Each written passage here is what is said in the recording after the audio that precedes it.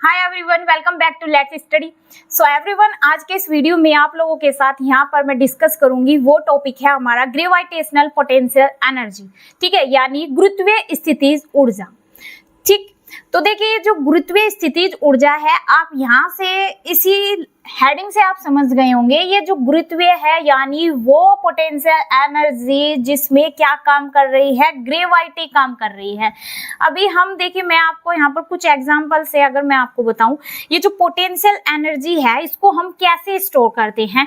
जैसे कि आप यहाँ पर देख रहे हैं, मैंने एक डायग्राम बनाया। ये देखिए यहाँ पर ये ग्राउंड वाला एरिया है। तो मैंने जैसे बॉल को ऊपर उछाल के बॉल को मैंने पकड़ा, एक हाइट से उसको पकड़ के रखा हुआ है। देखिए बॉल जो है मेरे वेट के आगे बहुत ही ज्यादा क्या है, कम मास की है। ठीक है, और उसमें वेट भी कम होगा। मेरे आगे उसका मास भी कम है, वेट भी कम है, लेकिन उस बॉल को अगर मैं पकड़ के रखूंगी, 1 घंटा आराम से पकड़ सकती हूँ, 2 घंटा आराम से पकड़ सकती हूँ। तो उस बॉल को मैंने एक तरीके से जो पकड़ के रखा उस बॉल को, उसमें उस बॉल को पकड़े रहने में मैंने उसकी क्या कर रही हूँ, मैं उस बॉल की क्या हो रही है, वहां पर एनर्जी स्टोर हो रही है। ठीक है, तो जैसे कि मैंने यहाँ पर स्टोर लिखा हुआ है, क्या स्टोर कर रही हूँ मैं इस बॉल के मास को। जैसे 2-3 घंटे होंगे, ये बॉल मैं ऐसी एक ही उसमें थोड़े ही रखूंगी, तो उस बॉल को मैं छोड़ दूंगी। तो जैसे ही उस बॉल को मैं नीचे छोड़ूंगी, ठीक है, तो वो बॉल एकदम से, मान लीजिए बॉल को मैंने नीचे छोड़ा, तो बॉल को मैंने जैसे नीचे छोड़ा तो नीचे है एक बच्चा खड़ा हुआ है। ठीक है, तो बॉल है यहाँ पर, जैसे मैंने एग्जांपल लिया, तो मान लीजिए जब मैं इस बॉल को नीचे छोड़ूंगी, फॉर एग्जांपल है, तो मान लीजिए बॉल को जैसी वो पोटेंशियल एनर्जी जो इस बॉल के अंदर मैंने 2-3 घंटे से स्टोर की हुई थी, तो बॉल अपनी उस रुकी हुई पोटेंशियल एनर्जी से एकदम धड़ाम से नीचे गिरेगी। मान लीजिए नीचे एक बच्चा खड़ा है, तो वो बॉल जब अपनी फुल स्पीड से नीचे गिरेगी, उस बच्चे का सिर फूटेगा उस बॉल से। ठीक है, ई यानी ग्रेविटेशनल पोटेंशियल एनर्जी। क्यों बोला?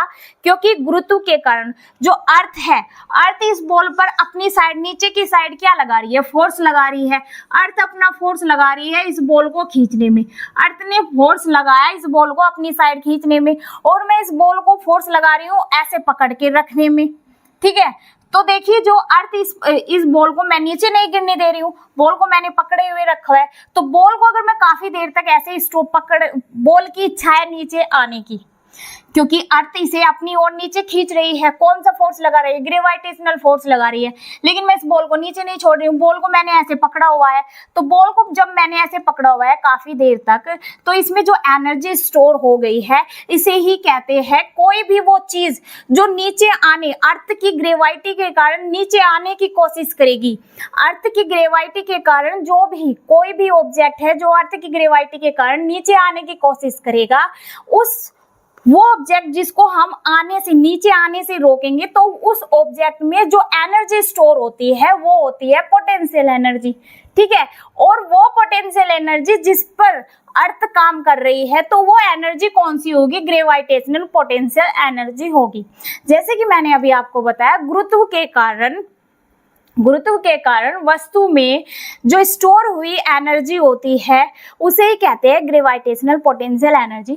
जैसे मैंने यहाँ पर बॉल का एग्जांपल लिया, बॉल पर जो है फोर्स भी, ये अर्थ है अपना फोर्स लगा रही है, और जैसे ही बॉल को मैंने एक टाइम के बाद नीचे छोड़ा, तो ये अपनी फुल स्टोर एनर्जी के साथ नीचे अर्थ पर गिरेगी।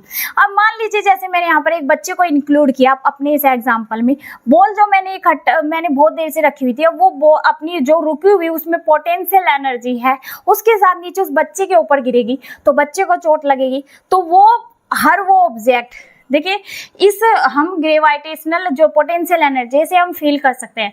दूसरा एग्जांपल मैं लूं, ऊंचाई से, काफी ऊंचाई है, पानी नीचे अगर ऊंचाई से गिर रहा है डेली उसी जगह पर, आप नोटिस कीजिएगा, अगर किसी का टैंक है और उससे पानी डेली नीचे गिर रहा है, तो वो एरिया वहां से ऐसे धसा हुआ नीचे मिलेगा। तो वो पानी का जो एरिया है नीचे धसा हुआ मिलेगा, नीचे गड्ढा सा मिल जाएगा। चाहे अगर किसी का वैसा भी फर्श हो वहां पर पानी, तो वो पानी की वजह से, अब देखिए उस पानी में कितनी उसकी पोटेंशियल एनर्जी है कि उस पोटेंशियल एनर्जी के कारण पानी जो डेली नीचे गिर रहा है उस प्लेस पर गड्ढा हो जाएगा। क्यों हो रहा है? वो उसकी पोटेंशियल एनर्जी के कारण। ठीक है, तो यही होती है ग्रेविटेशनल पोटेंशियल एनर्जी, जिसमें क्या काम करता है? अर्थ की ग्रेविटी। ठीक है, तो जैसे यहाँ पर अभी हमने एग्जांपल लिया। अब देखिए अगर मैं मैकेनिकल एनर्जी की बात करूं तो देखिए एक सिंपल सा फॉर एग्जांपल जो सभी को पता होगा, स्प्रिंग। ठीक है, ये देखिए स्प्रिंग है, स्प्रिंग ऐसे ही तो होता है, इधर इसका ये पॉइंट वो होता है। अब स्प्रिंग है, स्प्रिंग को हम ऐसे अगर खींचे, स्प्रिंग लंबा हो जाएगा, अपनी लेंथ बढ़ा लेगा स्प्रिंग। जैसे ही मैंने उसको छोड़ा, स्प्रिंग फिर से अपनी पहले वाली पोजीशन ले लेगा। तो इसमें कौन सी एनर्जी काम कर रही है? इसमें भी पोटेंशियल एनर्जी है, लेकिन कौन सी? मैकेनिकल। इसमें ग्रेविटी काम नहीं कर रही है। वो ऑब्जेक्ट जिस पर अर्थ नीचे की साइड अपनी ओर खींचे, वो ऑब्जेक्ट जिसे अपनी ओर अर्थ नीचे की ओर खींचे, उसमें काम कर रही है ग्रेविटी। ठीक है, तो वो हो जाएगी ग्रेविटेशन ऑफ पोटेंशियल एनर्जी। और मैकेनिकल एनर्जी की जो मैं आपको यहाँ पर बात कर रही हूँ, जैसे स्प्रिंग है, स्प्रिंग में ग्रेविटी यहाँ पर काम नहीं कर रही है, अर्थ की ग्रेविटी काम नहीं कर रही है स्प्रिंग वाले एग्जाम्पल में। लेकिन इसमें भी ये मैंने क्यों लिया कि ये स्प्रिंग भी अपनी पोटेंशियल एनर्जी को शो कर रहा है। जैसे ही ये बंद है, ठीक है, मैंने इस स्प्रिंग को ऐसे खींचा तो ये स्प्रिंग फिर से अपने पहले वाली पोजीशन में आने की कोशिश कर रहा है। क्यों? क्योंकि ये इसकी पोटेंशियल एनर्जी है, रुक रही है, फिर से इसकी अपनी इच्छा है कि मैं अपनी पहले वाली पोजीशन में जाऊं। तो जैसे मैंने इसको ऐसे बहुत देर तक रखा तो ये इसकी स्टोर की हुई पोटेंशियल एनर्जी है, जैसे ही छोड़ा ये फिर से अपनी पोजीशन में आ गया है। तो ये यहाँ पर है मैकेनिकल एनर्जी काम कर रही है। ठीक है, मैकेनिकल पोटेंशियल एनर्जी इसमें काम कर रही है। तो ये मैकेनिकल होगी। तो हम यहाँ पर देख रहे हैं ग्रेविटेशनल पोटेंशियल एनर्जी। तो देखिए पोटेंशियल एनर्जी तो वही है, वो चीज जो है अपनी ओर अट्रैक्ट करे, तो वो देखिए अर्थ जिसे कर रही है अपनी ओर अट्रैक्ट। अब मैं दूसरा एक और एग्जांपल यहाँ पर लूं काइट का। ठीक है, अब देखिए काइट को हवा में उड़ाते हैं। ठीक है, हवा नहीं है तो काइट कहाँ आएगी? नीचे आएगी। उस पर अर्थ अपना काम कर रही है, तो उस काइट की इच्छा क्या होगी? नीचे आने की होगी। अगर हवा अच्छी होगी तो काइट बढ़िया उड़ेगी, हवा के प्रेशर के कारण जो हवा क्या होगी, काइट ऊपर उड़ती उड़ती जाएगी। लेकिन उस पर मास, उस जो अर्थ है उस पर तब भी काम कर रही है, लेकिन जो वहां पर ज्यादा प्रेशर किसका लग रहा है? एयर का लग रहा है कि काइट अपनी उड़ रही है, अपनी जितनी ऊंची उसकी उड़ान है। लेकिन एक टाइम के बाद जब हवा का प्रेशर कम होगा, वो काइट जो नीचे आएगी वो किसके कारण आएगी? अर्थ के फोर्स के लगने के कारण नीचे आएगी। ठीक है, तो वही पोटेंशियल एनर्जी होती है जो कोई भी ऑब्जेक्ट हो जो बहुत देर तक अगर किसी उसमें एनर्जी स्टोर हो रही है तो वो पोटेंशियल एनर्जी होती है। अगर अर्थ उस ऑब्जेक्ट को अपनी ओर खींच रही है तो उसमें ग्रेविटेशनल पोटेंशियल एनर्जी काम करती है। तो हमने यहाँ पर काफी सारे एग्जांपल देखे। अब हम सिंपल सा यहाँ पर इसका फॉर्मूला देखते हैं। तो देखिए जो मैंने अभी यहाँ पर इसमें क्या हो रहा है, आपने एक चीज देखी होगी, मैंने जो बॉल का एग्जाम्पल लिया तो यहाँ पर काम हो रहा है ना, बॉल को मैंने यहाँ पर पकड़े हुए है, तो यहाँ पर एक तरीके से एक वर्क हो रहा है बॉल को पकड़े रहने का। तो देखिए इसका वर्क का फॉर्मूला क्या होता है, इसके रिगार्डिंग अगर आप देखें W इक्वल टू फोर्स काम कर रहा है। सिंपल वैसे वर्क का फॉर्मूला क्या होता है? फोर्स वो दूरी, अगर हम किसी ऑब्जेक्ट को पकड़े हुए हैं बहुत देर तक और उस पे पकड़ के, अब देखिए एक बोरे की मैं बात करूं, यहाँ पर फॉर्मूले पर काम कर रहे हैं, हमें एक बोरे को उठा के दूसरे प्लेस पर लेकर जा रहे हैं, उस पर हम फोर्स भी लगा रहे हैं और कुछ डिस्टेंस भी तय कर रहे हैं। तो सिंपल अगर वर्क के फॉर्मूले की बात करूं तो ये होता है फॉर्मूला। लेकिन यहाँ पर हम किसी ऑब्जेक्ट को हाइट पर पकड़े हुए हैं, तब यहाँ पर ये हो जाएगा रॉन्ग। तो यहाँ पर क्या आएगा? तो यहाँ पर डिस्टेंस किसके बेस पर हमने डिस्टेंस ली है? हाइट के बेस पर। तो यहाँ पर आ जाएगा FH। ये इक्वेशन 1 हमें लाना है, ये फॉर्मूला mgh का। अब देखिए फोर्स का फॉर्मूला क्या होता है? फोर्स का फॉर्मूला होता है F equal to m, Newton's के अकॉर्डिंग होता है F इक्वल टू ma। लेकिन यहाँ पर हम बात कर रहे हैं ग्रेविटी के कारण, तो यहाँ पर ग्रेविटी काम कर रही है, तो यहाँ पर फोर्स का फॉर्मूला ये नहीं लगेगा, क्या लगेगा? mg ये लगेगा। ठीक है, अब देखिए वर्क डन काम कर रहा है, तो ये U यहाँ पर क्या है? ग्रेविटेशनल पोटेंशियल एनर्जी को ये शो कर रहा है, ये U। तो यहाँ पर अब देखिए, तो F की वैल्यू को मैं यहाँ पर इसमें पुट कर दूंगी। इक्वेशन 1 में, ये इक्वेशन सेकंड है, इक्वेशन सेकंड को मैंने इक्वेशन 1 में पुट करना है। तो यहाँ पर एफ की वैल्यू को मैं यहाँ पर रखूँ तो जो वर्क है ये किसके बराबर हुआ, mg, हाइट हमने क्या ली, इसकी जो हाइट हमने बॉल को पकड़ा हुआ है h को लिया तो mgh। तो ये जो वर्क है, अब देखिए ये जो बॉल को पकड़े रखने का मैंने एक तरीके से वर्क किया, इस बॉल को पकड़े रहने में इसकी खुद की पोटेंशियल एनर्जी है।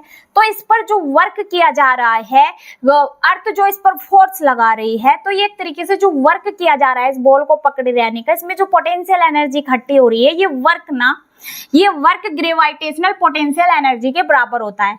तो हम यहाँ पर इसको, सो यू कैन से, ये जो W है मैं इसके बराबर लिख सकती हूँ U बराबर W, ठीक है, U बराबर W हो सकता है यहाँ पर ये, और ये U किसको शो कर रहा है, यहाँ पर ग्रेविटेशनल पोटेंशियल एनर्जी को शो कर रहा है, ठीक है। तो ये इसका फॉर्मूला है, mgh किसका है, W का, तो यहाँ पर मैं इसे लिख सकती हूँ, ये क्या है, U बराबर W, mgh किसका फॉर्मूला है, ठीक है। तो हम यहाँ पर अब देखें, अब यहाँ पर अर्थ अपना काम कर रही है, अब ग्रेविटेशनल पोटेंशियल एनर्जी को निकाले तो अब W को हमने इसके बराबर माना, तो देखिए ग्रेविटेशनल फोर्स, ये जो ग्रेविटेशनल फोर्स अर्थ पर लग रहा है, तो इसके रिगार्डिंग यहाँ पर देखिए ग्रेविटेशनल पोटेंशियल एनर्जी का फॉर्मूला क्या लगेगा, U बराबर,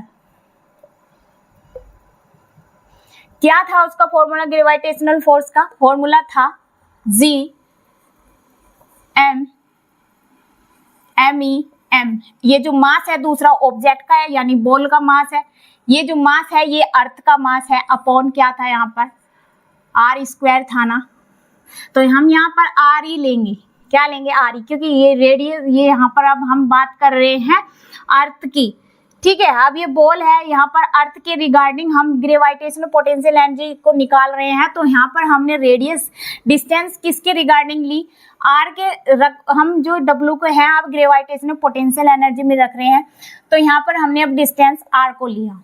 देखिए ये ग्रेविटेशनल पोटेंशियल के एनर्जी के बराबर मैंने वर्क को लिया। अब वर्क को अगर मैं यहाँ पर वर्क के फॉर्मूले के यहाँ पर मेंशन करूँ, किसके ग्रेविटी, इसके पोटेंशियल के बराबर लूँ, तो ग्रेविटेशनल पोटेंशियल एनर्जी का मार्क हम U से डिनोट कर रहे हैं, ठीक है, ये बराबर है W के। तो W का डायरेक्ट अगर मैं फॉर्मूला लिखूं यहाँ पर, लेकिन अब मैं जो डिस्टेंस लूंगी वो ले रही हूँ यहाँ पर मैं R लूंगी, ठीक है, H को नहीं लूंगी मैं, यहाँ पर लूंगी R को, ठीक। तो यहाँ पर देखिए, क्योंकि हमें यहाँ पर निकालनी है ग्रेविटेशनल पोटेंशियल एनर्जी, अभी आप अच्छे से समझिएगा, U इक्वल टू, अगर मैं लूँ W के बराबर, W का यहाँ पर क्या है, F का मान mg है, अब फिर से मैं यहाँ पर फोर्स लगाऊंगी, तो इसके रिगार्डिंग ये देखिए मैंने यहाँ पर W का रखा, डिस्टेंस ली, F R लिया। अब देखिए मैंने R क्यों लिया आप समझेंगे, F का मान यहाँ पर मैं लूँ तो क्या होगा, यहाँ पर ग्रेविटेशनल फोर्स लगा रहे हैं तो उसका फॉर्मूला क्या होता है, G M M upon R square. अब ये R तो हम ऐसे ही लिखेंगे, ये किसका है, एक तरीके से ये किसका मान है, ये W का मैंने फॉर्मूला लिया, किसके बेस पर लिया, ग्रेविटेशनल पोटेंशियल एनर्जी के रिगार्डिंग में यहाँ पर इसकी डिस्टेंस भी चेंज की और फोर्स तो लिया ही है, डिस्टेंस को मैंने R से यहाँ पर डिनोट किया। ये फॉर्मूला किसका है, W बराबर mg का है ना, ये यहाँ पर मैंने लिया mgh का, ठीक है। इसमें फोर्स इंटू हाइट, यहाँ पर जो डिस्टेंस ले रहे थे हाइट पर ले रहे थे, अब मैं यहाँ पर डिस्टेंस ले रही हूँ, किसकी, डिस्टेंस को मैंने यहाँ पर लिया R से, ठीक, फोर्स ले लिया है, किसका फॉर्मूला है, ये W का मैंने यहाँ पर लिया, U के ये इक्वल है, R से ये R कट हो गया। अब हम अर्थ के बेस पर निकाले हैं कि अर्थ का यहाँ पर ग्रेविटेशनल फोर्स दिखा रहे हैं कि किसी ऑब्जेक्ट पर अर्थ अपनी ग्रेविटी के कारण जो ग्रेविटेशनल फोर्स लगा रही है, किस पर लगा रही है, वो ऑब्जेक्ट जिसमें रुकी हुई है पोटेंशियल एनर्जी। तो उसके रिगार्डिंग देखिए, अब ग्रेविटेशनल पोटेंशियल एनर्जी का जो फॉर्मूला है वो ये होगा। तो अब यहाँ पर देखिए G किसके बेस पर निकाल रहे हैं, अर्थ लगा रही है अपना ग्रेविटेशनल फोर्स किस पे, ऑब्जेक्ट पर लगा रही है जिसके अंदर पोटेंशियल एनर्जी रुकी हुई है।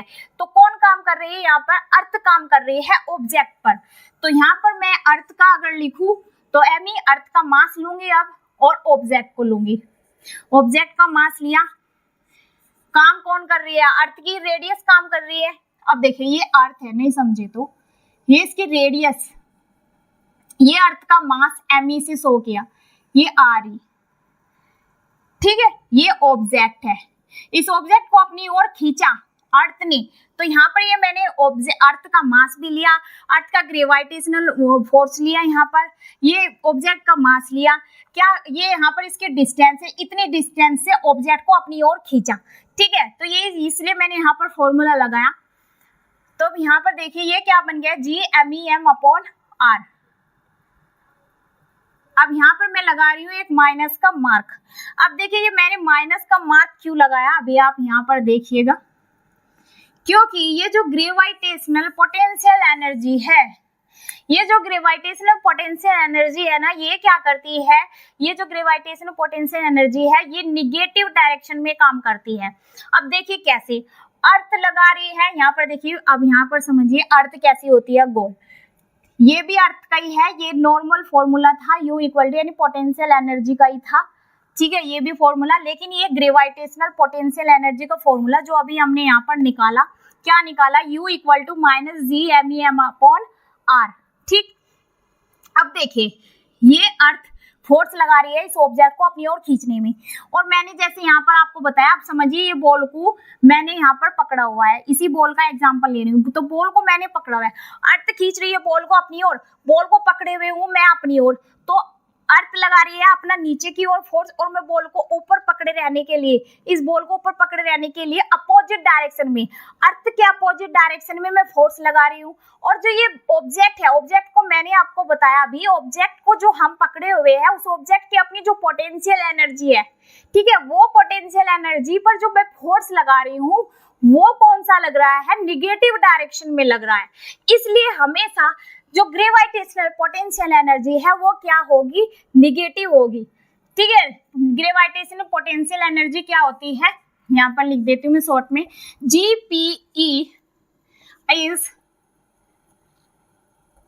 GPE will be always negative। कैसी होगी ये ग्रेविटेशनल पोटेंशियल एनर्जी, हमेशा निगेटिव होगी। क्यों, क्योंकि फोर्स अपनी ओर, इस पर फोर्स अपना क्या है, अपनी ओर खींचने की कोशिश कर रही है, इस बॉल को मैं ऊपर की ओर रखने की कोशिश कर रही हूँ, तो इस तरीके से इसमें ये जो ग्रेविटेशनल पोटेंशियल एनर्जी है ये क्या होगी, निगेटिव होगी। ठीक है, अपोजिट डायरेक्शन में इसमें काम हो रहा है, तो बात हो रही है इसकी, तो ये नोट कीजिएगा एक पॉइंट। और यहाँ पर हमने ये ग्रेविटेशनल पोटेंशियल एनर्जी को फॉर्मूला निकाल लिया है, U इक्वल टू -G_MEM/r। तो ये होती है ग्रेविटेशनल पोटेंशियल एनर्जी। एग्जांपल से आप अच्छे से समझे होंगे, हर वो ऑब्जेक्ट जो अपनी रुकी हुई पोटेंशियल एनर्जी को स्टोर करके रखे और एक समय के बाद अर्थ जब उस पे अपना बहुत ज्यादा मास, अपना बहुत ज्यादा फोर्स लगा देती है, उस फोर्स के कारण वो रुका हुआ जो ऑब्जेक्ट है वो अपनी potential energy, full potential energy के साथ एकदम गिरे, तो वो क्या शो हो रहा है उसमें, अर्थ के द्वारा उस पर क्या काम हो रहा है, उस रुकी हुई एनर्जी, वो जो पोटेंशियल एनर्जी थी उस ऑब्जेक्ट में, अर्थ के द्वारा वो नीचे की ओर जो ऑब्जेक्ट आया, तो वो कौन सा यहाँ पर एनर्जी लग रही है, किसके कारण लग रही है, अर्थ के कारण। तो इसी एनर्जी को इसलिए बोला गया है ग्रेविटेशनल पोटेंशियल एनर्जी। ठीक है, चलिए अब देखिए यहाँ पर ये मैं जो डिस्कस करूंगी वो है ग्रेविटेशन फील्ड, यानी गुरुत्वीय क्षेत्र। अब देखिए गुरुत्वीय क्षेत्र होता क्या है, इसे हम एक एग्जांपल से समझेंगे। देखिए मैग्नेट सभी ने देखी है, ठीक, तो मैग्नेट को मैं बात करूं तो देखिए मैग्नेट किसे अट्रैक्ट करती है, मैग्नेट करती है जो लोहे की वस्तुएं होती है ना, चाहे वो एक कील हो, चाहे वो लोहे का एक बड़ा ऑब्जेक्ट हो, सरिया हो, ठीक है, लोहे का बड़े से बड़ा ऑब्जेक्ट हो या लोहे का छोटे से छोटा कोई टुकड़ा हो, जैसे मैं एग्जांपल लूं कील का, तो मान लीजिए ये मेरे पास एक मैग्नेट है, ठीक है, ये इस मैग्नेट का अपना एक एरिया है, यहाँ पर ये लोहे की एक वस्तु रखी हुई है, ठीक, अगर इस एरिया के पास ये जो वस्तु है, ये वस्तु इस मैग्नेट के एरिया से बाहर है, अगर ये वस्तु इस मैग्नेट के एरिया के पास यहाँ पर भी इसके बिल्कुल इसके नियर आ गई, इसके पास आ गई, तो मैग्नेट इसको अपनी ओर खींच लेगी, ठीक है, इसको क्या करेगी, अपनी ओर खींच लेगी अगर इसके इस वाले क्षेत्र के पास आए। तो ये मैग्नेट यहाँ पर रखी है, मैग्नेट का जो एरिया है, मैग्नेट का जो क्षेत्र है, जैसे मैंने अर्थ का बताया था आपको, ये अर्थ है, अर्थ का अपना ये क्षेत्र है। अर्थ के क्षेत्र से बाहर यहाँ पर दूसरा प्लेनेट ये यहाँ पर दूसरे प्लेनेट काम कर रहे हैं। यहाँ पर ये ऑब्जेक्ट रखी हुई है, एक वस्तु है, ठीक है, ये मान लीजिए एक वस्तु है। अब ये जैसे अर्थ का अपना क्षेत्र है, ऐसे ये एक मैग्नेट रखी हुई है, ये मैग्नेट का अपना एक एरिया है। अगर ये लोहे की वस्तु इस मैग्नेट के एरिया के पास आएगी तो मैग्नेट इस लोहे की वस्तु को, इस लोहे के ऑब्जेक्ट को तुरंत अपने पास क्या कर लेगी, चिपका लेगी, इस लोहे की वस्तु को अपने पास चिपका लेगी। क्यों चिपकाएगी, क्योंकि यहाँ पर, यहाँ तक इस, मान लीजिए ये वस्तु भी यहाँ रखी है लोहे की, अगर ये लोहे की वस्तु यहाँ आ गई इसके क्षेत्र के पास, तो ये चुंबक इसको एक बार अपने से चिपका लेगी, इस लोहे की वस्तु को, इस लोहे के ऑब्जेक्ट को अपने से चिपका लेगी। क्यों चिपकाएगी, क्योंकि इस एरिया तक इसका मैग्नेट का ये एरिया है, ये मैग्नेट इस एरिया तक इस वस्तु पर काम कर रही है, ये मैग्नेट अपना फोर्स लगा रही है इस वस्तु को अपनी ओर खींचने में, ठीक है। तो यहाँ पर देखिए, जैसे इस मैग्नेट का अपना एक एरिया है, इस वस्तु को अपनी ओर खींच रही है, तो ये किसका फील्ड है, ये मैग्नेटिक फील्ड हुआ, एक तरीके से इस चुंबक का क्षेत्र हुआ। तो यहाँ पर बात चल रही है ग्रेविटेशन क्षेत्र की। जैसे इस चुंबक ने इस वस्तु को अपनी ओर क्यों खींचा, क्योंकि यहाँ तक का इस चुंबक का अपना एरिया है, इसलिए ये वस्तु इसकी ओर खींची हुई चली गई, ठीक। ऐसे अब आते हैं अपने पॉइंट पर। मैंने एग्जांपल यहाँ पर, जैसे चुंबक ने किसी वस्तु, लोहे की वस्तु को अपनी ओर खींचती है, वो उसका एरिया, जहाँ अगर लोहे की वस्तु चुंबक के एरिया पे है, उस चुंबक के एरिया पर है अगर वो वस्तु, जैसे, तो चुंबक ने उसे अपनी ओर खींच लिया। क्यों खींचा, क्योंकि इसका यहाँ तक का क्षेत्र है चुंबक का, इस वजह से ये अपनी ओर इसको चिपका लिया, चुंबक ने इसे अपनी ओर चिपका लिया।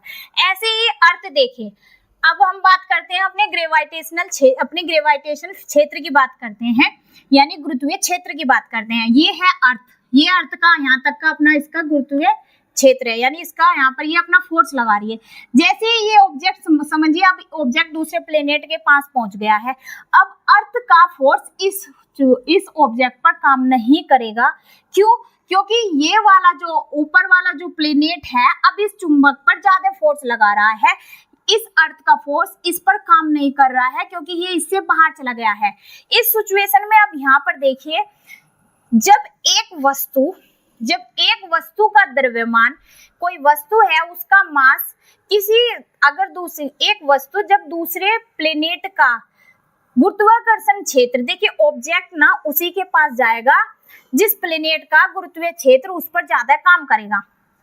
अब अर्थ का क्षेत्र इस पर काम नहीं कर रहा है। क्यों, क्योंकि दूसरे प्लेनेट का क्षेत्र जो है इससे ज्यादा, अर्थ से ज्यादा काम कर रहा है इस पे, ठीक है। तो यही होता है गुरुत्वीय क्षेत्र। जब एक वस्तु का मास दूसरे किसी ग्रह के गुरुत्वाकर्षण को फील करे, तो इस ऑब्जेक्ट ने अर्थ का जो गुरुत्वीय क्षेत्र था इसको कम फील किया, इस दूसरे ग्रह के क्षेत्र को ज्यादा फील किया, इसलिए ये वस्तु इसके पास यहाँ पर पहुंची। यहाँ से ये इसकी ओर ज्यादा अट्रैक्ट हुई। क्यों अट्रैक्ट हुई, क्योंकि यहाँ तक का इसका एरिया, इसका पृथ्वी का जो एरिया है वो गुरुत्वाकर्षण का जो क्षेत्र है इस वाले प्लेनेट से क्या कर रहा है, ज्यादा इस पर फोर्स लगा रहा है, ठीक है। तो यही है गुरुत्वीय क्षेत्र। जब एक वस्तु महसूस करे दूसरे गुरुत्वीय क्षेत्र को, दूसरे ग्रह के गुरुत्वीय क्षेत्र को जब महसूस करे, ठीक है, जब एक वस्तु दूसरे ग्रह के गुरुत्वीय क्षेत्र को महसूस करे, वो ही होता है गुरुत्वीय क्षेत्र। तो यहाँ पर अब देख लिया, अर्थ के कंपैरिजन में इस ग्रह ने जैसे ऑब्जेक्ट पर ज्यादा अपना गुरुत्वीय क्षेत्र लगाया। अब मैं दूसरा इसके अपोजिट लूं, अब ये ऑब्जेक्ट यहाँ पर है, तो आप क्या कह सकते हैं ऐसे देखकर, इस प्लेनेट का जो एरिया है वो, यानी इसका जो फोर्स है वो इस पर कम काम कर रहा है, पृथ्वी का जो फोर्स है वो ज्यादा इस पर काम कर रहा है, ठीक है। अब ये वस्तु ने यहाँ पर देखिए, इस सिचुएशन में आप देखिए, इस सिचुएशन में यहाँ पर इस ऑब्जेक्ट ने जो गुरुत्वाकर्षण फील किया, वो फील किया अर्थ की साइड से ज्यादा, तो ये इसकी साइड आ गई है, ठीक है। तो इस सिचुएशन में ना क्या काम कर रही है, यहाँ पर ना तीव्रता काम कर रही है, गुरुत्वीय क्षेत्र की इंटेंसिटी काम कर रही है, यानी तीव्रता। तो तीव्रता का फॉर्मूला क्या होता है, I = फोर्स अपॉन मास, क्या होता है, फोर्स अपॉन मास होता है। और यहाँ पर फोर्स कौन सा लग रहा है, ग्रेविटेशनल फोर्स लग रहा है। ग्रेविटेशनल फोर्स का जो फॉर्मूला है वो क्या होता है, देखिए अभी हम पढ़ते हुए आ रहे हैं जब से, Gm, ये जो मास है अर्थ का है, क्योंकि ऑब्जेक्ट को मैं यहाँ पर लेकर आ रही हूँ, क्योंकि अभी अभी जो मैंने बताया ये वस्तु पर जो ज्यादा फोर्स लग रहा है वो अर्थ का लग रहा है इस वाले ग्रह के कंपैरिजन में। ठीक है, तो अब यहाँ पर इंटेंसिटी काम कर रही है, इस गुरुत्वीय क्षेत्र में क्या काम कर रही है, इंटेंसिटी। इंटेंसिटी का फॉर्मूला होता है, यहाँ पर देखिए I equal to force upon mass. यहाँ पर फोर्स हम ग्रेविटेशनल फोर्स का फॉर्मूला लिखेंगे Gm अपॉन r स्क्वायर। ये मास नीचे है ही, ठीक है, ये मास से ये मास कट हो गया, तो आइए यहाँ पर ये इंटेंसिटी का फॉर्मूला क्या बन गया है, Gm अपॉन r स्क्वायर। अब इस फॉर्मूले पर ये हमारा इंटेंसिटी का फॉर्मूला आ गया है। तो ये जो गुरुत्वीय क्षेत्र है किस पर काम कर रहा है, इंटेंसिटी पर। इस फॉर्मूले पर ये एक तरीके से काम कर रहा है। अब यहाँ पर मैं इसका आपको बताऊंगी यूनिट यानी मात्रक।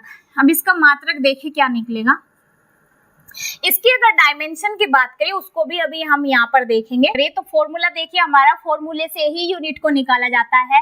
एक सिंपल यहाँ पर यूनिट क्या बन गया, फोर्स का जो फॉर्मूला है न्यूटन, नीचे मास है तो इसे किलोग्राम से डिनोट करते हैं, न्यूटन पर किलोग्राम, एक ये यूनिट हो गई है। इसको अगर हमें इसकी डायमेंशन निकालनी है तो इसे और परफॉर्म करना होगा, न्यूटन, यानी ये न्यूटन किसका फॉर्मूला है, इसका फोर्स का है, फोर्स का न्यूटन किसके बराबर होता है, किलोग्राम मीटर प्रति सेकंड स्क्वायर के, किलोग्राम मीटर प्रति सेकंड स्क्वायर के ये बराबर होता है न्यूटन का। ये न्यूटन किसका है, ये न्यूटन भी तो इसी का फोर्स का फॉर्मूला है। न्यूटन को अगर 1 न्यूटन बराबर होता है किलोग्राम मीटर प्रति सेकंड स्क्वायर के, नीचे मास है तो मास को लिखेंगे किलोग्राम, किलोग्राम से किलोग्राम कट हो गया, तो अब क्या आ गया है, मीटर प्रति सेकंड स्क्वायर।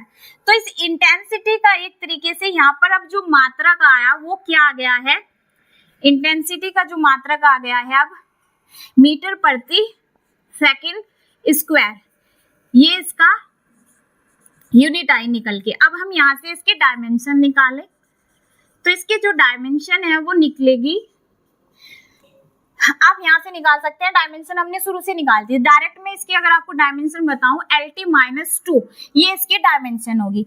अगर मैं इसकी डायरेक्शन की बात करूं ऑब्जेक्ट की ऑब्जेक्ट की जो डायरेक्शन है वो क्या होगी, जो गुरुत्वीय क्षेत्र है वो कहाँ से लग रहा है, ऊपर की साइड से लग रहा है ऑब्जेक्ट पे, नीचे की साइड से लग रहा है। तो ये देखिए ऑब्जेक्ट लग रहा है वस्तु के गुरुत्व के केंद्र की ओर लग रहा है, यानी गुरुत्व यानी ग्रेविटी, और केंद्र क्या है, अर्थ का सेंटर। ठीक है, तो हम यहाँ पर लिखेंगे वस्तु के गुरुत्व के केंद्र की ओर। डायरेक्शन कहाँ लग रही है, वस्तु के गुरुत्व के केंद्र की ओर लग रही है डायरेक्शन। ठीक है, डायरेक्शन बस समझ लिया आपने, यहाँ पर वस्तु के गुरुत्व के केंद्र की ओर इसकी डायरेक्शन लग रही है। यूनिट देख लिया, डायमेंशन LT-2 ये होता है गुरुत्वीय क्षेत्र। चलिए फिर आज के सेशन को यहीं तक रखते हैं, मिलते हैं नेक्स्ट वीडियो में। Thank you so much.